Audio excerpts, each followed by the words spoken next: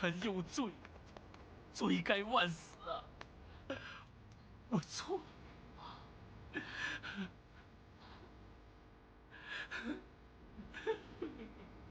起来吧。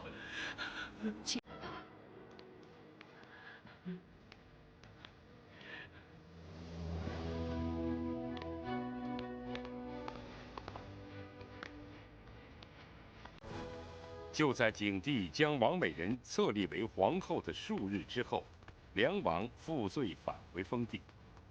不久，皇十子胶东王刘彻被立为皇太子。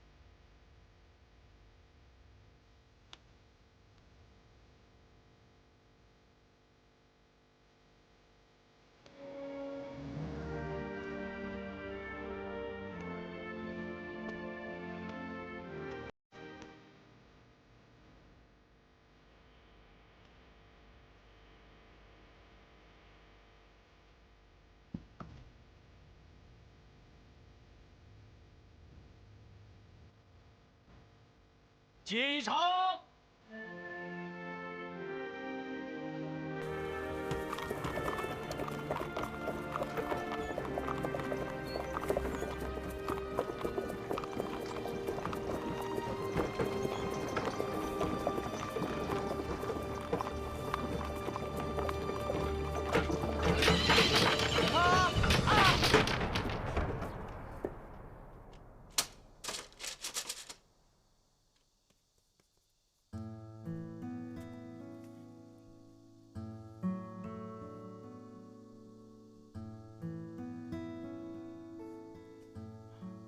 殿下注意啊，这个“王”字是最简单的一个字，但是它藏有许多玄机。你看，三横一竖贯通其中，这也是最不简单的一个字。这一竖呢，它代表道，王者之道，唯有参通天地人之道，才配做王者。三横是天地人三元，三元不通，则王者失位而亡。那么，哦，我明白了，三元通，则王天下；三元不通，则亡天下。对，这个“王”字是天下最难认的一个字，也是最不稳定的一个字。你看，这一竖，它能不能撑起天地人？什么是道？儒家之道，不是黄老一切无为的清净自养之道，而是普济天下的王者之道。若是挑不起，则非王而亡。你琢磨琢磨。这么看来，这个“王”字还真是不简单呢。是啊，天下人都想争做这个王，只是他们不知道这个“王”字难写呀。你这个老师还真有学问呢。您是向谁学到这些道理的？读圣人之书。圣人？您说的圣人是谁呀？就是孔夫子啊。可是太后她只让我读老子的书，而老子他为什么又说“圣人不死，大道不止”？为什么老子他反对圣人呢？殿下，我不敢说老子的书错了，可我只读圣人的书，不读老子骂圣人的书。那你也算是圣人吧？我怎么配称圣人呢？我魏婉在前朝啊，原本只是个给皇上赶马车的。那您至少也是贤人吧？要不然我父王怎么会让您来做我的老师呢？我听说古代御马名师，有王良、造父，看来本朝又有一个名人叫魏婉呢。哟，殿下，您取笑老夫开心呢。我的理想啊，就是要做3件事。一是要观曲江之涛，2是要读遍圣人的书，3是要驾骏马射猎。有一天呢，观曲江之涛，我要去找刘荣哥哥；读圣人之书，我要去找您；驾乘骏马，我也要找您。殿下，师傅有一句很严肃的话要跟你说。师傅，我说错什么了吗？以后再也别提临江王刘荣的名字，尤其在皇上面前。为什么？君王的眼中没有兄弟和姐妹，只有天下和社稷。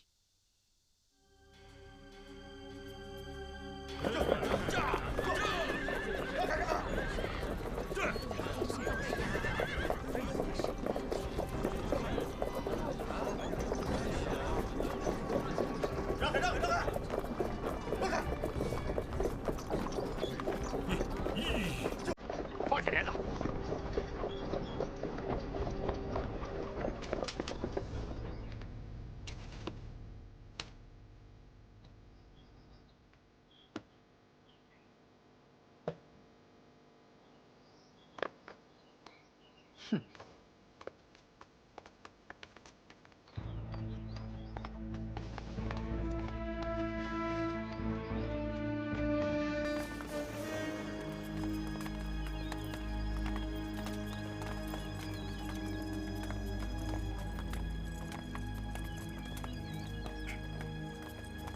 来人，传临江王刘荣。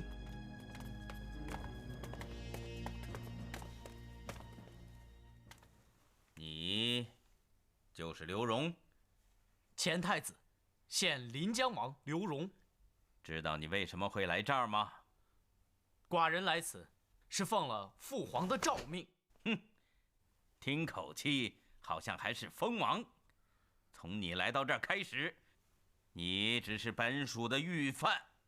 本朝以法术御天下，王子犯法与庶民同罪，难道你不知道？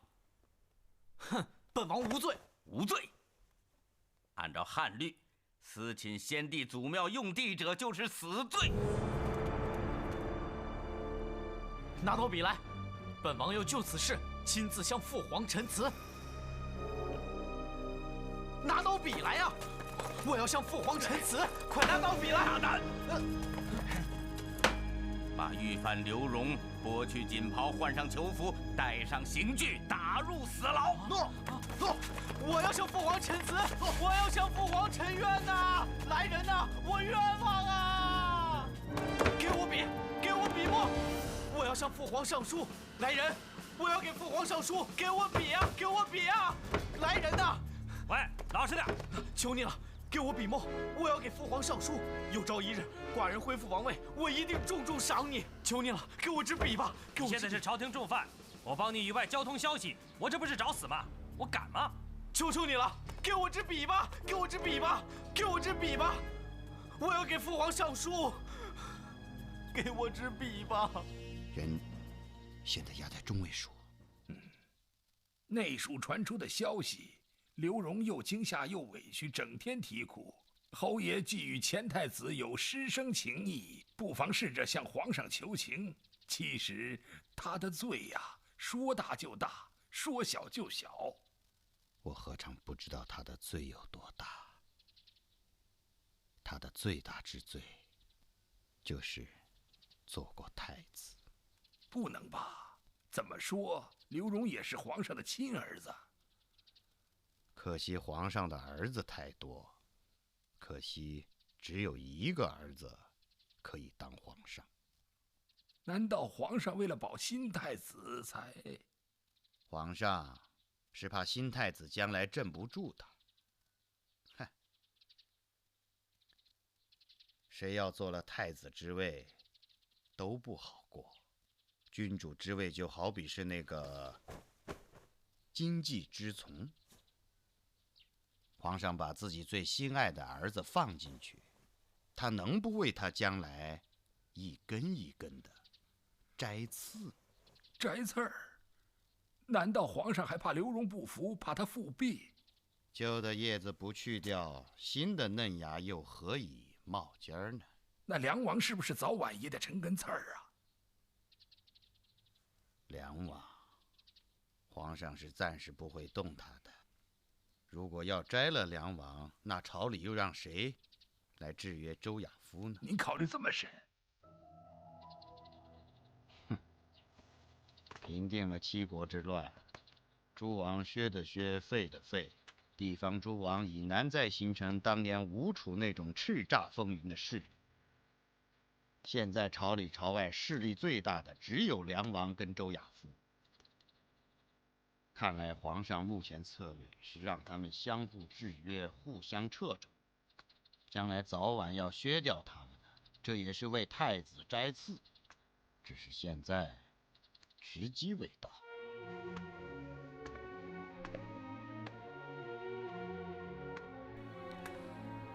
哎呀，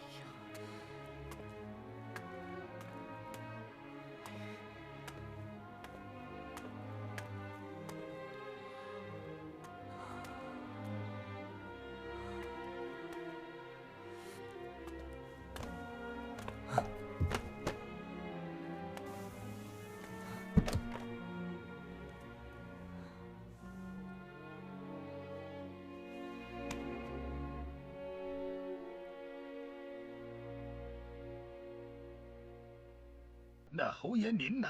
这样摘刺儿，会不会有一天出到您的头上？您在平乱中啊，那也是出了大力呀。可皇上为什么不重用您呢？梁王跟周亚夫出的力还少啊！我告诉你，皇上之所以重用智都跟魏婉，那是要用其主，太精明了，就缺乏忠诚。太子少弱，皇上现在最需要的是忠诚之士，还是守拙为好啊，吃亏是福嘛。您不是信奉儒学吗？您这一套明哲保身的守拙之术，可是道家呀。管他呢，什么有用就用什么。活人还能让尿憋死吗？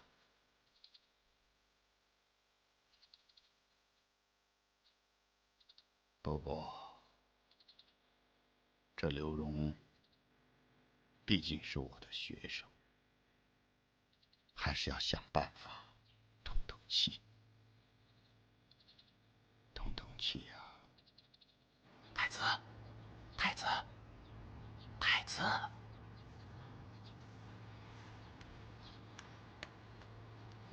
你是谁啊？我是窦婴窦大人府上的，这是他给您的帛和笔墨。啊，是窦老师让你送的。对，太傅是金子打动了狱卒，让我送东西给你。太子有什么冤情就快写吧。哦，哎，太傅说了，信不能写给皇上，只能写给太后。这为什么呢？他是寡人的父亲啊。让您写你就写吧，时间不多了，我得赶紧走，明儿一早我来取。哦。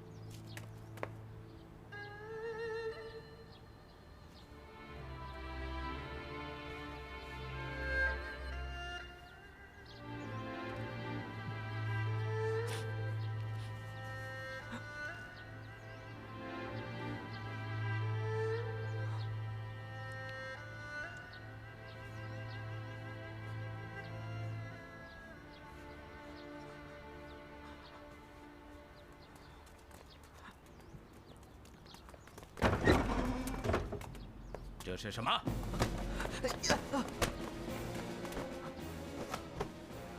皇太后启，孙儿刘荣敬禀陈情。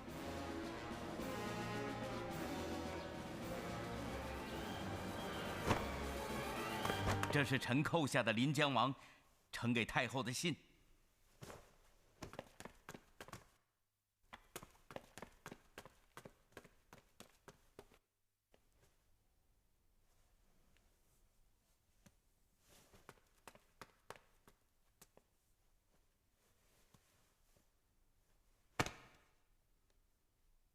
怎怎么，中卫署的犯人还能往外递消息啊？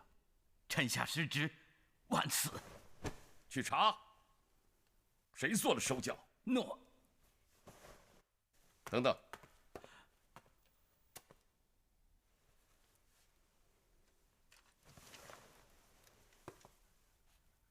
把这个拿回去。朕也懒得看了，没有证据，你怎么查？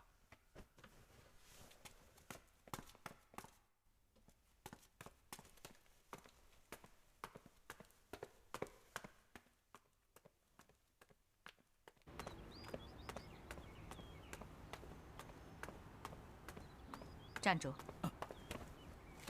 皇后娘娘，你这拿的是什么东西啊？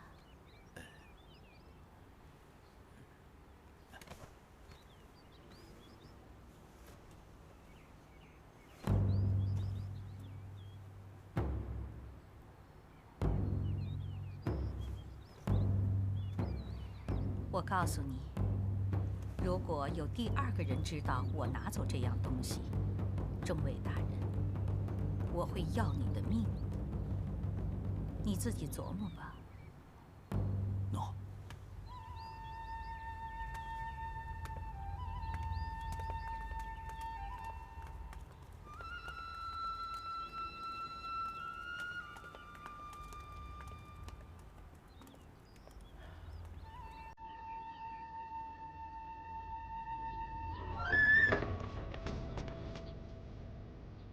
把这间囚室的门窗统统给我封死！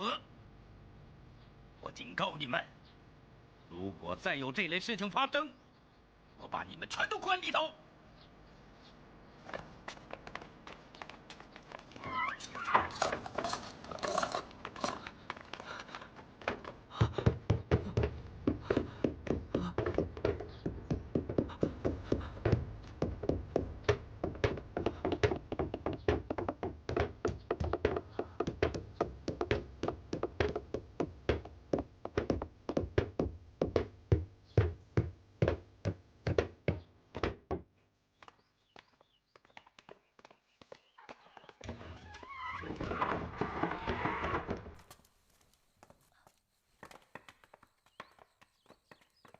芝儿，奶奶在这儿呢，过来。来，奶奶，太后圣安。哦，你来了，太傅。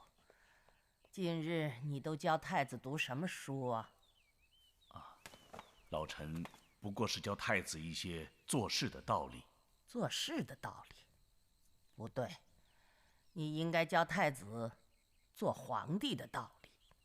老子说：“治大国如烹小鲜，事事不小心可不行。”魏婉，你知道我们汉家天子奉行的是什么道理？该怎么做呢？臣浅学，不敢知。你应该教太子多学习老子，那些无用、乱人心智的杂书少去看。道之可道，非常道；名之可名，非常名。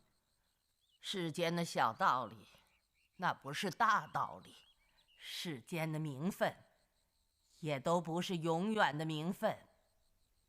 太后，容臣细想一想。还细想？你连这个都不懂啊？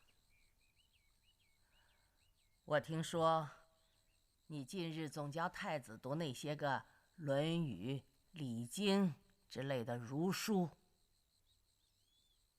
老太太，我不喜欢这一套。我汉家本以黄老无为之术治天下，推崇的是黄老之道，不是儒道。这皇上竟能选你这老混人做太傅，既然如此，我近日也要给太子身边安排个人。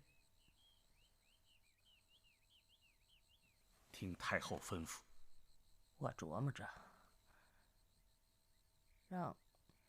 让吉安去当太子洗马。这个人世家功臣子弟，行事一丝不苟，把太子交给他管，我信得过。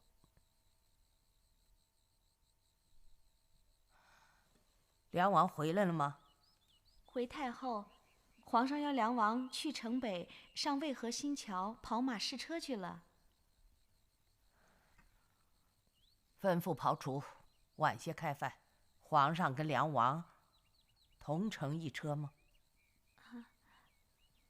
回太后，梁王此番入朝，皇上为其单设了驾乘，所以臣与太子今天还有课程，奏请太后告退。什么人？启禀太后，窦婴将军在殿外求见太后。据他禀报，临江王刘荣不幸在中尉署投环自尽了。什么？刘荣死了？怎么死的？他犯什么罪了吗？是因为侵占太庙用地入罪的。刘荣哥哥死了？刘荣怎么死的？是让你吓死的？是你授意杀死的？还是他们为了迎合你的意思，生生把他逼死的？娘，朕不会这样，毕竟是自己的亲骨肉。刘荣为了扩建他的宫室，侵占了祖庙。本来嘛，是想教训教训他，打掉他的娇气，没想到他一点委屈也受不了，自杀了。那他给我写的一封信呢？那封信呢？这没见什么信。这关在里面的人，他是不能朝外面递信的。你给我拿来！不，如果有信的话，那应该是在中尉署吧？哎，春托，奴才在。去找制都，去问问。遵旨。制都，又是那个制都啊！有他在，我们刘家谁也活不了。要追究，一定要追究。我倒要看看他有多大本事！他也太狠了，敢一手遮天，连我孙子写给奶奶的信他都敢扣。给我把信拿来！父子不像父子，兄弟不像兄弟。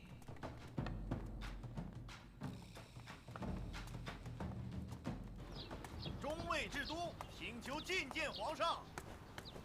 皇上口谕，传中尉制都速归中庭反省罪过。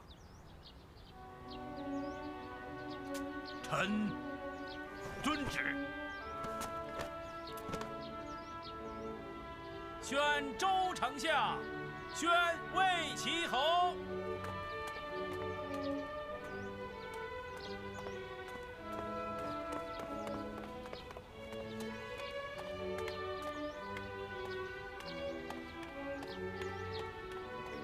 宣魏太傅。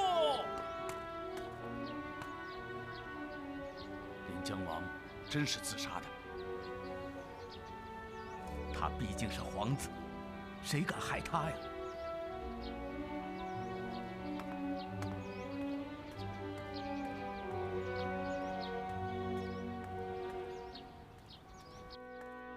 这刘荣虽然有罪，但罪不至死。朕把他关在中尉署，本只是想警戒警戒他。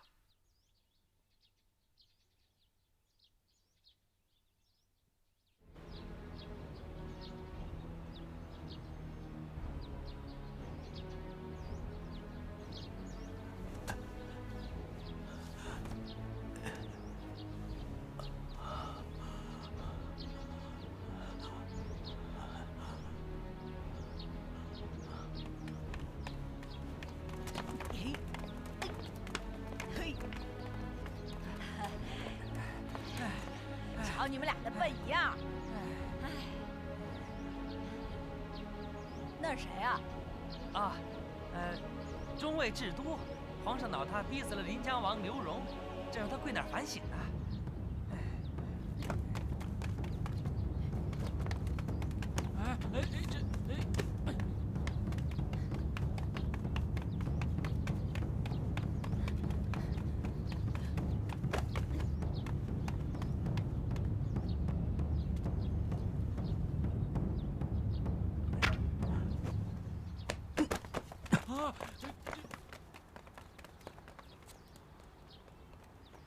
是太子射的啊！哎，太子不能射呀！太子，乞丐，我要杀了他！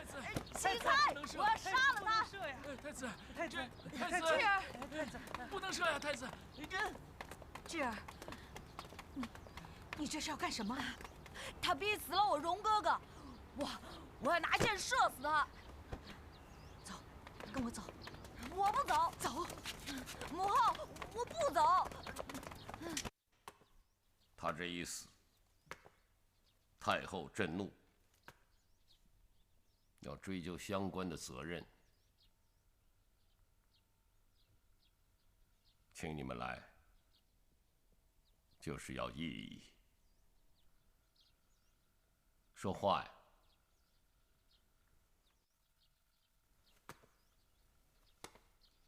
丞相，臣最近身体不适，朝中之事不甚清楚。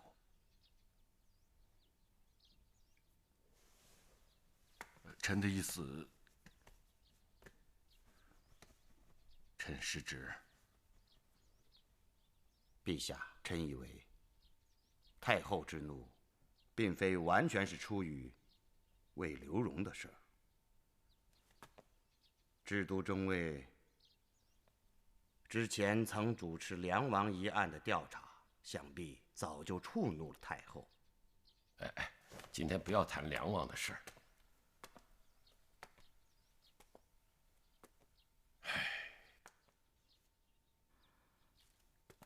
陛下，刘荣很小的时候，下臣就有过接触，实在是性格又骄矜又懦弱，其侵占太庙也属重罪，本当绳之以法。既投环自尽，也是性格使然，与皇上、与执事官员并无直接责任。臣以为，以厚葬刘荣，以宽慰太后悲伤之情。那当然，只是刘荣在自尽前，给太后写过一封信，据说呢，是写了中尉署对他虐待的事。这莫名其妙的事，也不知道是怎么搞的。太后问下来，呈不上来。这封信没有送出去，可为什么太后却知道了？哼，难道真有透风的墙？会不会是太后授意让刘荣写的？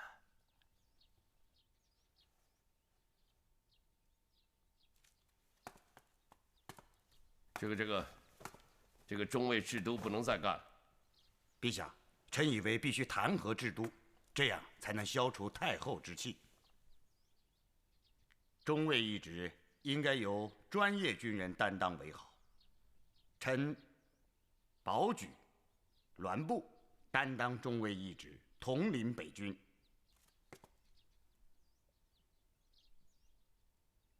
周丞相的意思也是如此。陛下，栾布确有战功，但已垂垂老矣，不如任韩颓荡为中尉，可能更合适。韩颓荡，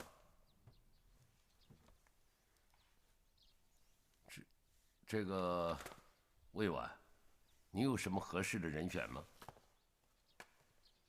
禀圣上，臣的职责仅是辅保太子，至于由谁接替制都，应请陛下定夺。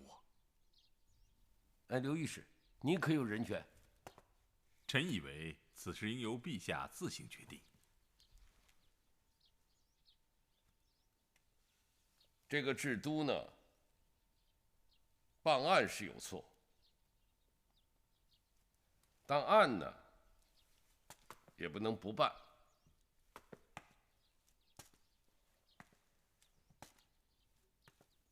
另做安排吧。朕还是要用它，这事儿先搁一搁。人都不喜欢酷吏，朕也不喜欢，但事情总得有人去做。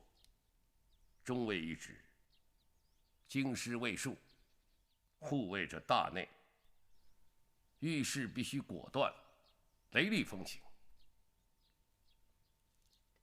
所以朕选用的还是那个济南都尉宁城，对付宗室豪强很有办法。朕看就让他来接替制都，担任中尉。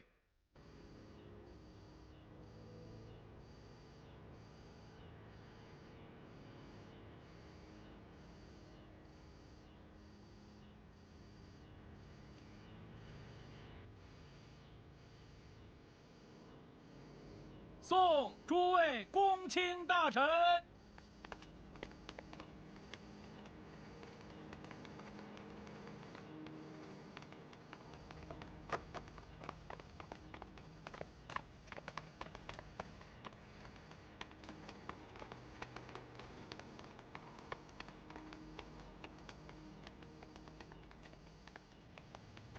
皇上起驾。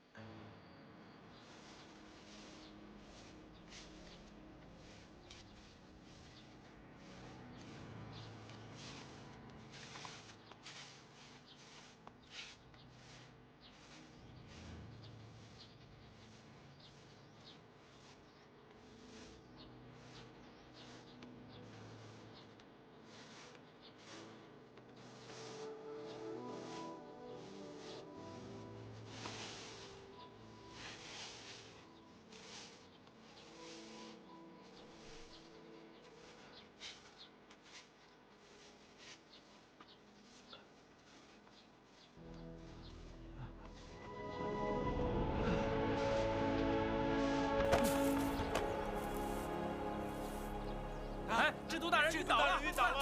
制都大人晕倒了！制都大人！制都大人！制都大人！怎么了，大人？制都大人！大人！怎么了，大人？大人！凡此种种，均与中尉职责不符，故而从今日起，革去其中尉职务，贬为庶人，并不得滞留京都。其中尉职务由宁城接替，钦此。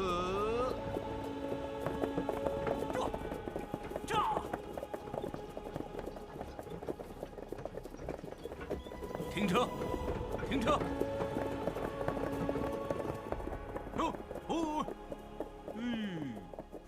制度进使。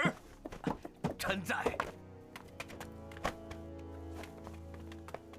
皇上亲诏，任命智都为雁门太守，着令其不得返乡，直接取道赴任。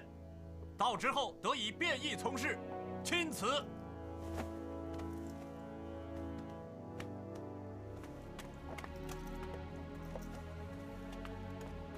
对臣谢圣上隆恩。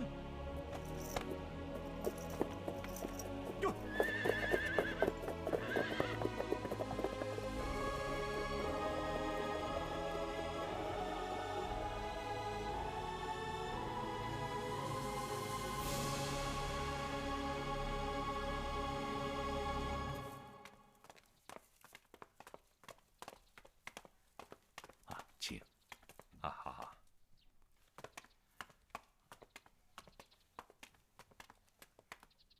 太子呢？怎么还没到啊？韩爷，问你呢？哦，学生不知道。张骞，你知道太子哪儿去了？学生也不知道。啊，可能殿下不知道太子西马今日新来授课，所以。哦，太子知道今天吉安师傅要来讲课的，学生昨天已经跟太子殿下讲过了。啊，是吗？那他为什么还要迟到？啊，可能太傅不必解释。太后请老夫出山任太子洗马，专门讲述黄老之道。老夫是有备而来，特意从太后那里请来戒尺。殿下初上课便违逆课规，老夫只能按规矩惩戒。高祖在上，在下没有尽责，有罪。太子乃国之储君，来日至尊，臣不敢激太子，仅待太子受过。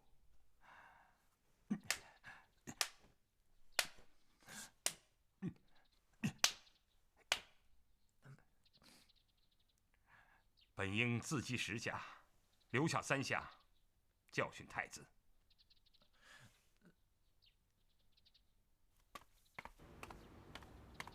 还不进来！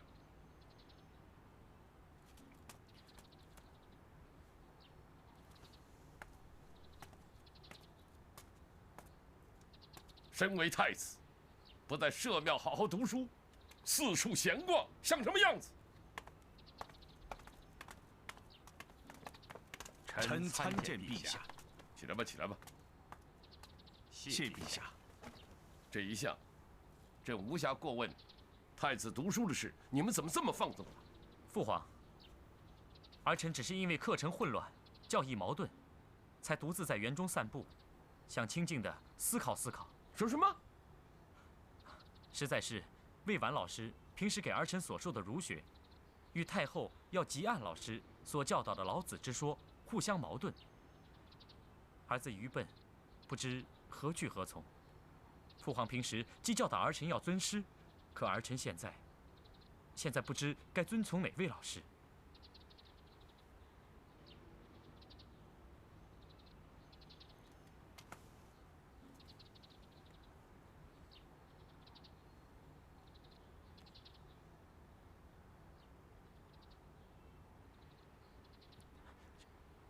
魏婉，你说说看。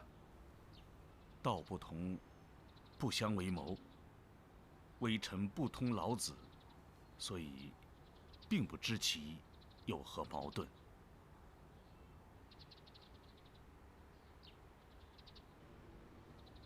那么你说，有什么矛盾呢？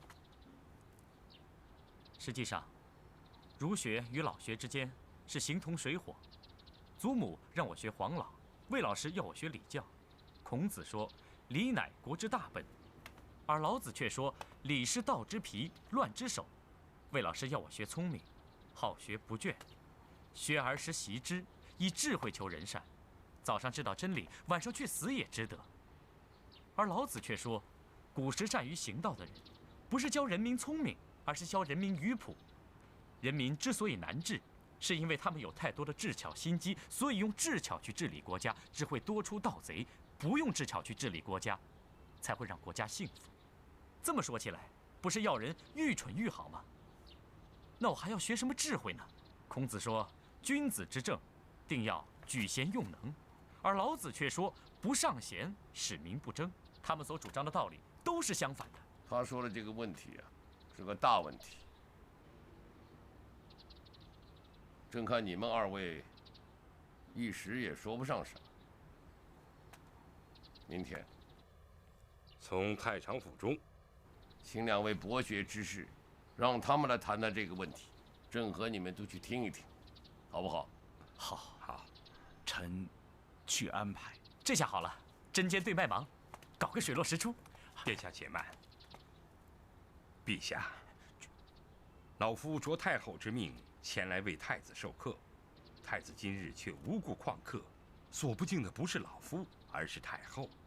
太傅赐老夫戒尺一柄，老夫有过，今已自罚；太子有过，仍应受罚，一戒在此。还真要打呀？旷课该打，打！